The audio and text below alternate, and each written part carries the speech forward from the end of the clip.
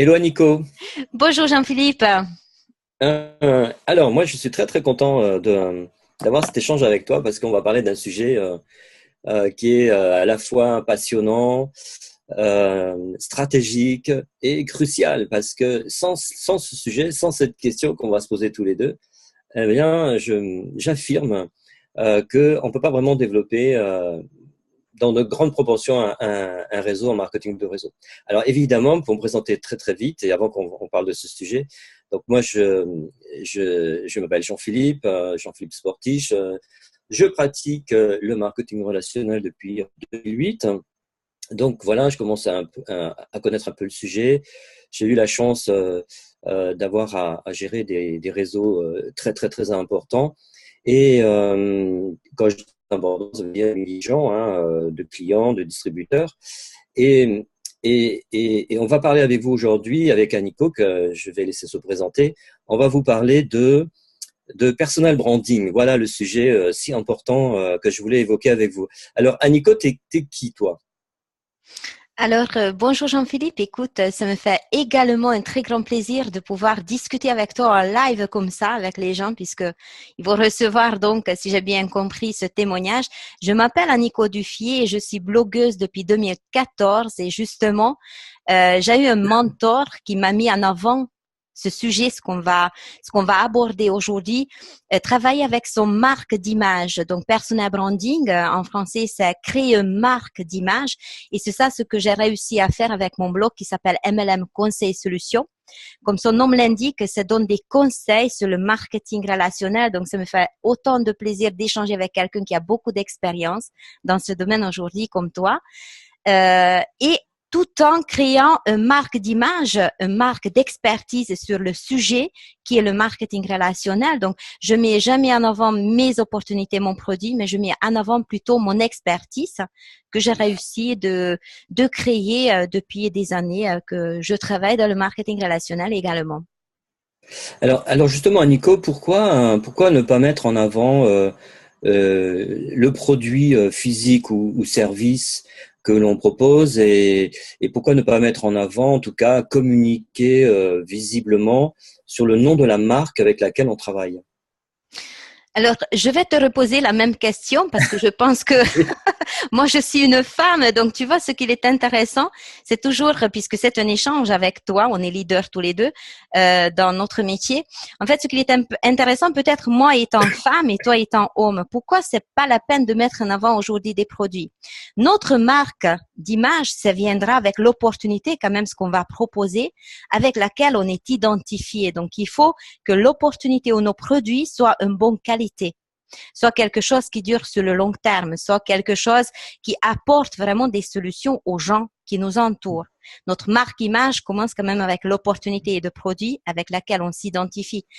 Mais si on s'identifie seulement avec un seul de produit, sans avoir une expertise, sans avoir peut-être notre pourquoi, ce qu'on peut transmettre aux gens, puisque je trouve aujourd'hui on n'est pas là pour vendre quelque chose. C'est pour ça que travailler uniquement avec son opportunité et son produit, avec un site de vitrine, comme on les appelle, c'est juste un aspect de notre métier. Moi, je pense que on est plus là aujourd'hui dans ce métier à apporter une solution aux personnes, une solution, ce que nous avons comme je dirais, devoir à trouver chez la personne avec laquelle on partage une expérience, on partage un échange. Donc, on est là pour apporter une solution et pour trouver justement à quoi la personne a besoin. Il faut qu'on fasse une certaine expertise sur l'opportunité et sur les produits, ce que nous avons. Hmm. Oui, moi je dis souvent ça que il faut d'abord vendre du conseil, proposer du conseil avant de vendre des produits. Alors, encore une fois, que le produit soit un service ou quelque chose de très matériel, il faut vraiment mettre en avant d'abord une certaine contribution, vendre du conseil, je le disais à l'instant, on peut même et littéralement vendre du conseil, pourquoi pas, hein, sous forme de coaching. Bon, en tout cas, si vous voulez pas vendre du coaching, apporter une contribution dans votre domaine de compétences. Par exemple, imaginons que vous vendiez des compléments alimentaires, eh bien, faites passer d'abord du contenu, des messages sur tout ce qu'on pourrait dire à propos de la supplémentation alimentaire de façon très très générale et pas forcément et pas forcément en lien direct avec l'entreprise qui vous permet d'en distribuer. Parce que déjà là, eh bien, vous apportez une espèce de valeur ajoutée qui fait que on va vous écouter tout simplement parce que vous donnez un savoir, en tout cas, vous communiquez sur des connaissances qui peuvent être utiles et comme dit très très bien Nico, qui peuvent apporter une solution aux gens. Et c'est ensuite, dans un second temps, qu'on va proposer un produit matériel ou un service. Alors, pour faire ça, en fait, moi, ce que je recommande, je sais pas ce que tu en penses, Nico, moi, ce que je recommande, c'est de ne jamais faire apparaître nulle part, en fait, le nom de l'entreprise avec laquelle on travaille. Voilà. Moi, je fais ça depuis des années. C'est très difficile de déterminer. On peut faire des recherches sur le net, mais on va devoir faire des recherches assez longues. Mais c'est très difficile de déterminer avec quelle entreprise je travaille. Parce que ce que je fais passer d'abord, c'est en fait tout mon savoir-faire, tous les conseils que je peux dispenser et finalement toutes les solutions que encore une fois, pour faire l'écho de ce que dit Nico, toutes les solutions que je pourrais apporter à des gens qui sont dans telle ou telle difficulté, alors que ce soit par rapport à un produit, mais aussi et surtout par rapport à notre métier de marketeur relationnel, parce que vous pourriez par exemple décider de cibler,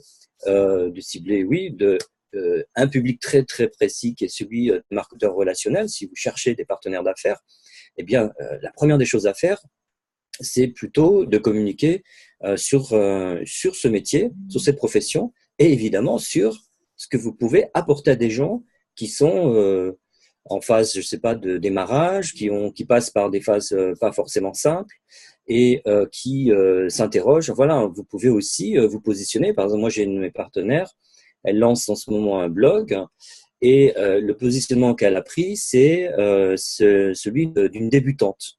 Donc, elle va parler de MLM, mais elle va témoigner en fait de son vécu, de son expérience quotidienne en tant que marketeur de réseau, mais à aucun moment elle parle de l'entreprise avec laquelle elle travaille et des produits qu'elle distribue. Vous voyez, donc c'est ça en fait l'idée, c'est de faire en sorte que la marque, c'est pas l'entreprise, hein, c'est vous. Pour donner un petit peu sur cet aspect, je vais relaisser la parole à Nico. Moi, je me souviens un jour, j'avais assisté à une comment on appelle ça, une formation tout simplement. C'était une formation qui était animée par des top leaders, mais richissimes, vraiment, qui gagnent plus qu'énormément d'argent. Et les personnes qui avaient organisé cette formation, c'était des personnes comme moi et d'autres. On avait mis autour de notre cou, vous savez, on fait ça dans beaucoup de conventions pour identifier les gens qui ont le droit de rentrer dans la salle. Eh bien, on leur met une espèce de badge. Et sur le badge, évidemment, il y avait le nom de l'entreprise. Il y avait le nom de l'entreprise. Et ce top leader, qu'est-ce qu'il faisait à l'entrée de la salle? Il nous prenait le badge et il le jetait pas, mais il nous disait, tu sors ça, tu mets ça dans ta poche. Et toi aussi, tu sors ça, tu mets ça dans ta poche. Et on a dit, mais pourquoi on va sortir le nom de l'entreprise? Il dit, mais parce que l'entreprise, c'est toi. Et ouais, l'entreprise, c'est toi. Donc, pour aller au bout de ça, l'idéal, ce serait presque que vous ayez un registre professionnel, c'est complètement possible. D'ailleurs, en général, il y a beaucoup de gens qui ont un registre professionnel dans notre métier.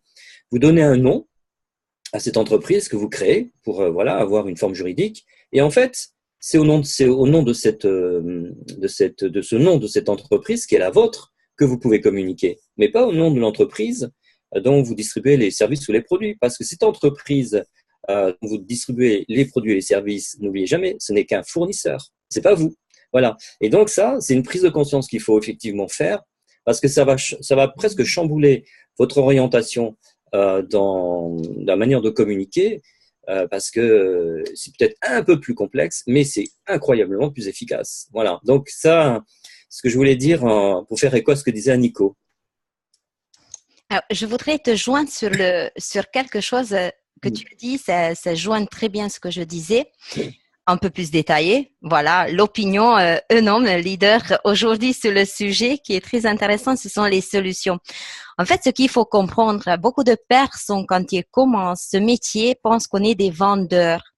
Tu vois? Ouais. C'est ce que je voulais expliquer, justement. Or que peu importe le produit que tu représentes, et c'est pour ça, les personnes, les grands leaders, les gens qui gagnent aujourd'hui de l'argent, et la première question que je pose à un distributeur quand il rentre dans mon opportunité, penses-tu, par exemple, c'est très fiable, un produit d'amaigrissement, on travaille un produit qui fait maigrir. Il y a un grand leader dans l'opportunité, le premier leader qui est un homme qui pèse 100 tonnes. Je suis désolée, mais voilà, une image, tu vois.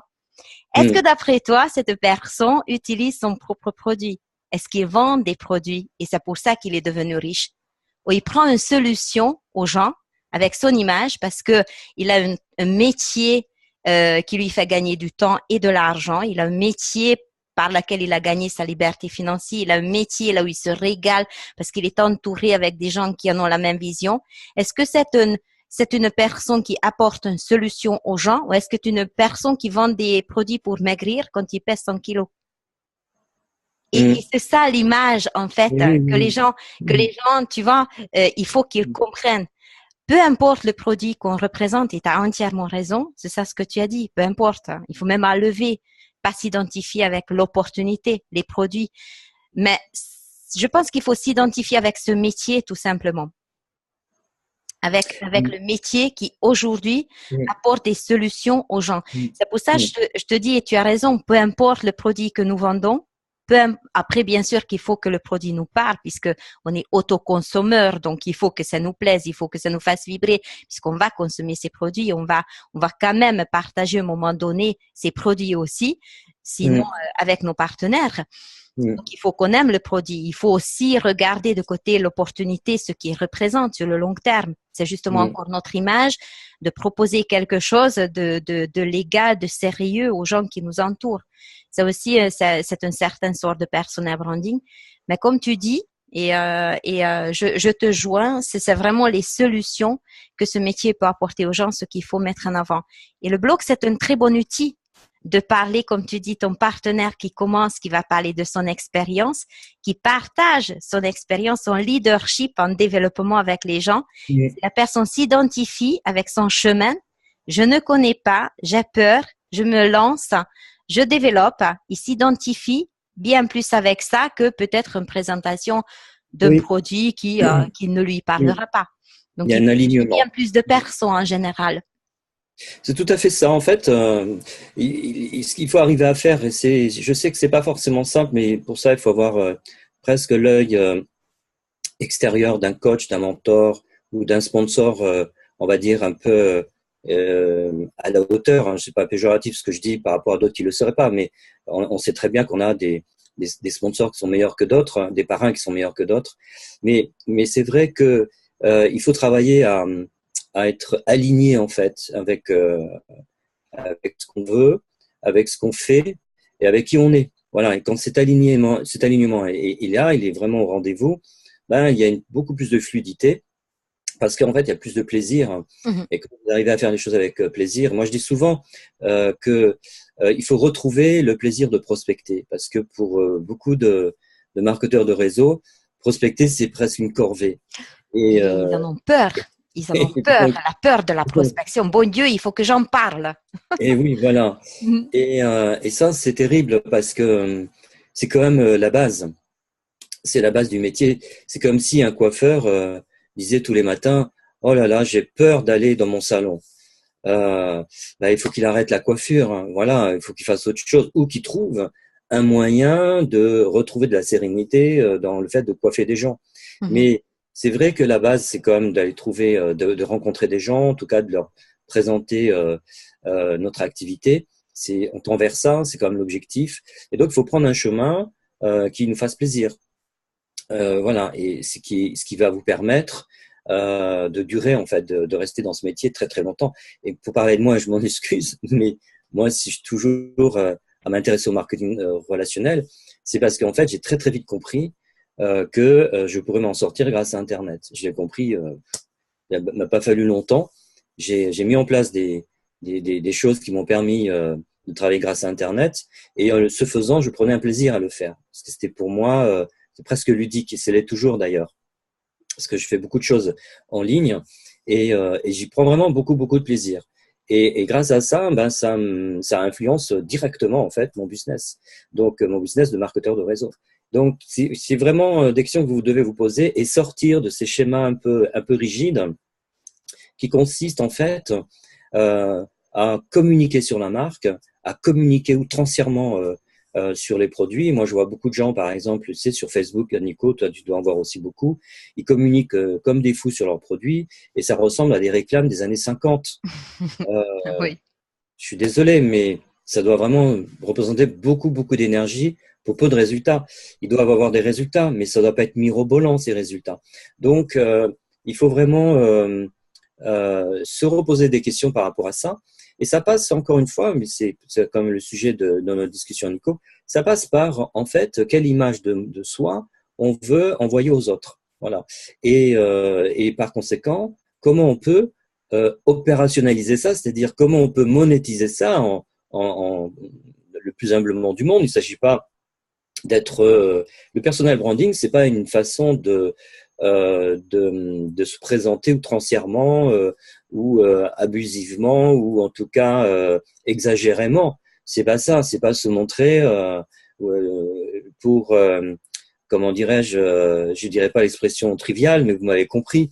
Donc en fait, c'est pas ça du tout. Le personal branding, c'est se présenter sous son meilleur jour, de façon à ce que quand quelqu'un découvre ce que vous avez à proposer, il vous découvre d'abord vous. Voilà, parce qu'il va y avoir une espèce de proximité qui va se déclencher entre vous et puis ce contact, qui va faire que la relation va être beaucoup plus authentique. Et quand vous allez carrément faire une offre commerciale, ça va avoir beaucoup plus de précision et de puissance. Qu'est-ce que tu en penses, Nico?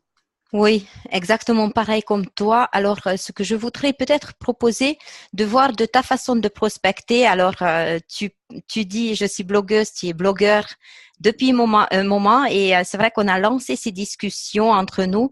Je pense qu'on va essayer peut-être de faire ça tous les mercredis. Donc, je conseille Oui. aux gens de peut-être abonner à nos chaînes respectives parce Mm. qu'ils vont nous retrouver très souvent. Donc, si ça leur plaît, les petites discussions sur Il les va y avoir sujets beaucoup d'infos. précis. Mm. Exactement, ils vont nous retrouver peut-être tous les mercredis, au moins une fois par semaine. Là, on va lancer un sujet et je pense que le prochain sujet, c'est parler la puissance de blog. Pourquoi on a choisi tous les deux Oui. cet outil Mm. qui aujourd'hui, comme tu dis, nous permet d'avoir un business automatique juste en travaillant sur notre personal branding, sur notre savoir-faire, ce qu'on a acquis depuis des années et ce qu'on transmet aux gens.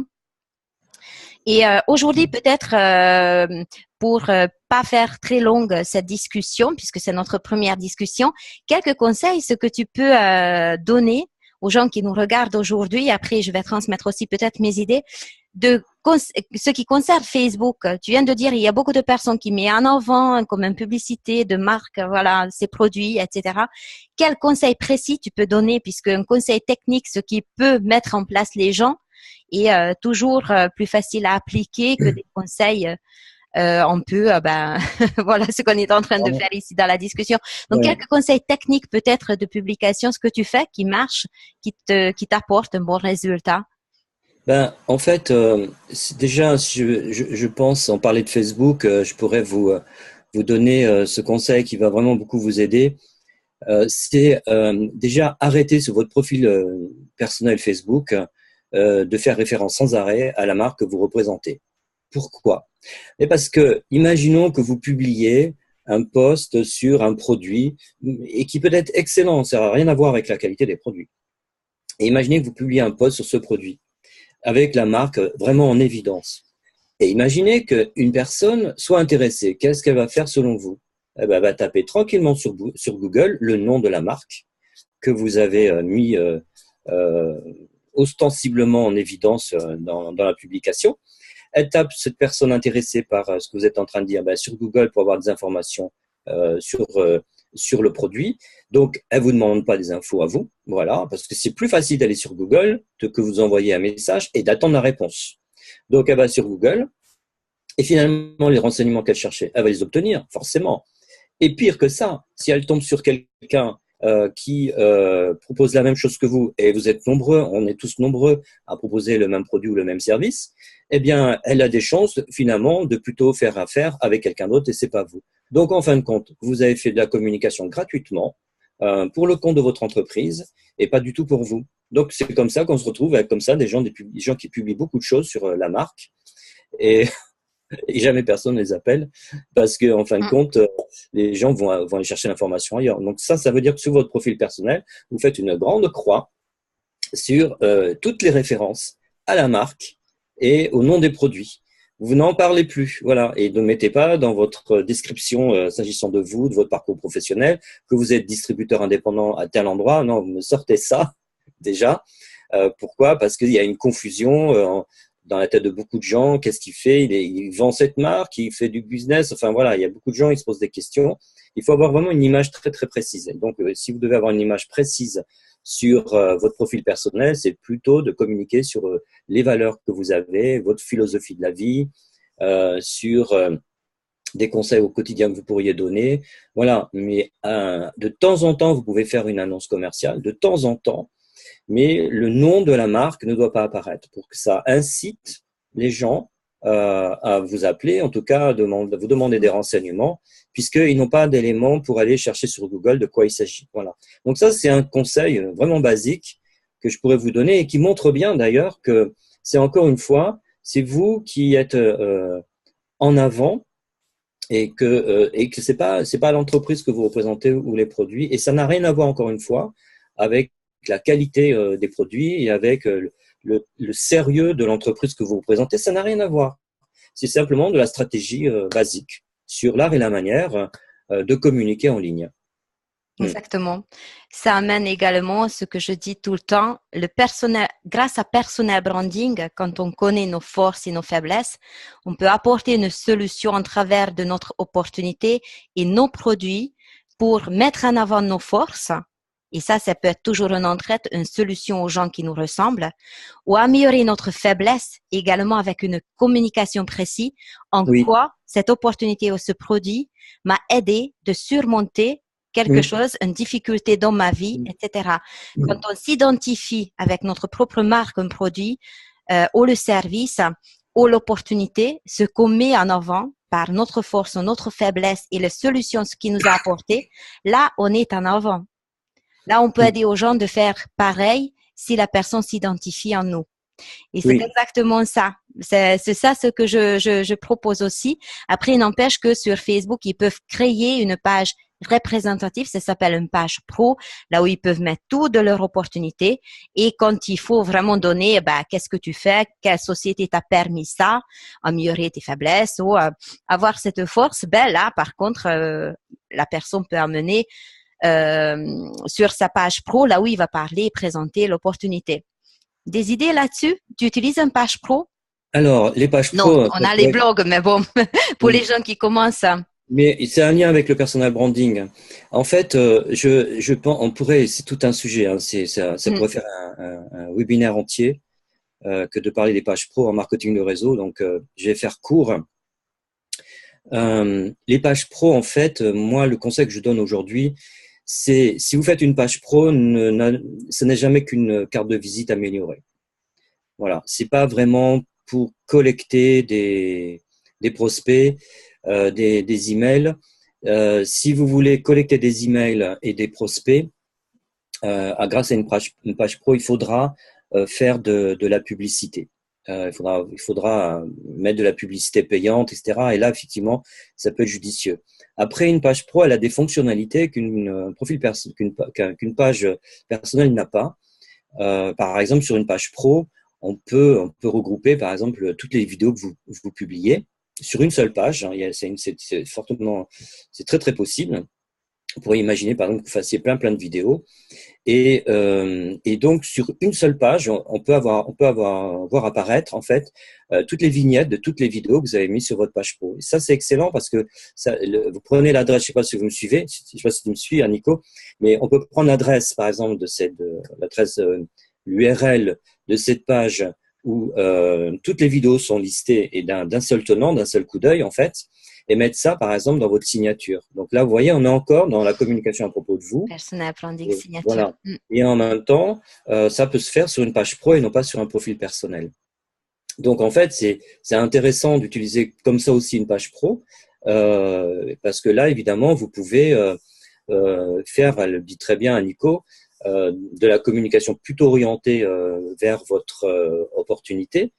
Ce faisant, vous mettez ça dans vos signatures. Donc, les gens peuvent effectivement accéder comme ça, d'un seul coup d'œil, à beaucoup de vidéos que vous avez pu faire à propos de votre opportunité. Alors, pourquoi ne pas faire une chaîne YouTube? Une chaîne YouTube, c'est pareil, sauf que les chaînes YouTube, c'est une autre stratégie, en fait, parce qu'il faut coupler les chaînes YouTube d'autre chose, mais on va pas en parler aujourd'hui. Non, on va peut-être mettre ça dans un autre sujet, comme Voilà, ça les gens ils vont revenir. on a Donc beaucoup déjà de on a choses le à vous blog, on dire. a la chaîne YouTube. Ouais, Donc on garde peut-être quelques astuces encore sur la page pro ouais. parce que tu vois, tu me parles de signature. Justement hier j'ai fait une formation sur le personal branding pour l'équipe. Là on a parlé de ce fameux signature que les gens oublient. Combien de fois la personne envoie un email? Mm, Et je parle pas ici quand on paye une facture et puis on envoie un email officiel, mais un mm, email pour les amis, une réponse pour une question, un message. Aujourd'hui, il existe même les cartes virtuelles. Les mm, cartes virtuelles qui sont vraiment extraordinaires. Et chaque fois, par exemple, moi, qui possède cette carte virtuelle, quand la personne me demande mon numéro de téléphone parce qu'on est dans la prospection, dans l'échange, et est-ce que tu peux me donner ton numéro, j'envoie une carte virtuelle. C'est déjà professionnel. C'est quelque mm. chose qui sort de l'ordinaire. C'est quelque chose, on ne cherche pas le numéro et puis je connais pas, je te dis que non, un petit URL, j'envoie la carte. C'est quoi? Mais qu'est-ce que tu fais? C'est sympa. Et là, Mm. tout de suite, on a un prospect qui est intéressé et on en discute.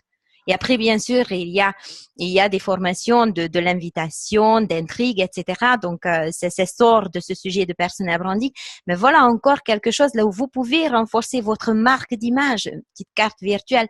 Jean-Philippe, signature, créez votre signature. Même là où vous mettez en avant votre opportunité, peut-être, mais créez une signature là où la personne peut vous trouver, peut trouver ce que vous faites, ce que vous représentez. Quelque chose encore de très important. Alors moi, j'ai parlé de chaîne YouTube également parce que je trouve que c'est un beau moyen de se mettre en avant aussi, de mettre en avant l'expertise. Mais c'est pareil, pas présenter l'opportunité sur sa chaîne YouTube profil pro, mais vraiment donner des conseils. J'ai lu un livre, voici ce que j'ai découvert, une phrase, une citation et puis un petit texte autour.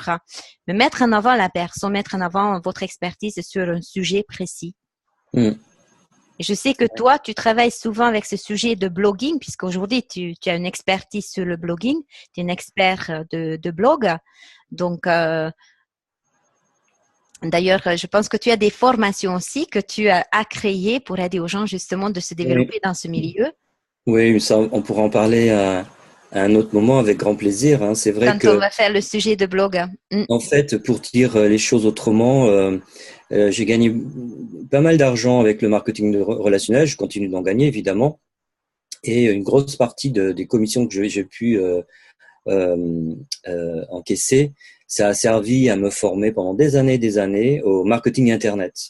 Parce qu'en fait, quand j'ai débuté très très fort en fait en marketing relationnel puisque au bout de 6 mois avec l'équipe, on faisait à peu près 50 000 $ de chiffre d'affaires tous les mois et j'avais, je crois, plus d'une centaine de personnes dans l'équipe et ça c'était grâce à Internet. Et donc là, j'ai pris conscience qu'il y avait vraiment une mine d'or à creuser. Et pendant des années, ça se déroulait en 2008-2009, et pendant très longtemps, ben, je me suis vraiment beaucoup formé en marketing Internet. Et c'est vrai qu'aujourd'hui, ben, je propose des formations sur le sujet, et puis voilà, on pourra en parler, mais c'est pas le but de ces discussions non plus. C'est simplement pour vous faire savoir que adapter le marketing Internet au marketing de réseau, là, c'était une question que je me suis posée souvent. D'accord, très bien.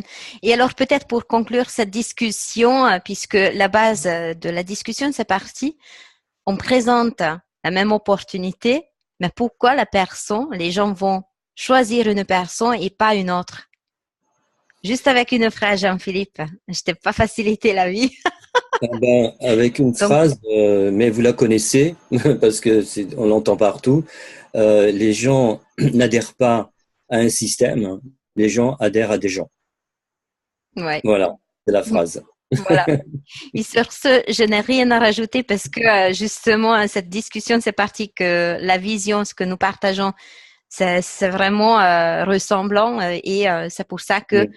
je peux proposer la même chose. Mettez en avant votre force, retravaillez votre faiblesse et c'est par rapport à cette force que les gens vont s'identifier à vous et vous joindre à vous et pas une autre personne. Tout simplement. On attire toujours les personnes qui nous ressemblent. Donc, c'est un plaisir de ressembler avec Jean-Philippe aujourd'hui sur Plaisir de cette petite partager. conversation amicale. Et ben voilà, j'espère que ça vous a plu. Et puis, si oui, abonnez-vous et vous allez nous retrouver régulièrement sur un sujet précis. Donc, on a déjà abordé YouTube, les chaînes YouTube, quelques conseils de la création, comment le faire. Et ensuite, le blogging, qui est notre dada, je pense, à tous les deux. Oui, tout à fait. Merci à Nico, merci beaucoup. Merci à toi, Jean-Philippe, d'être présent et à très bientôt. Au revoir. À très bientôt.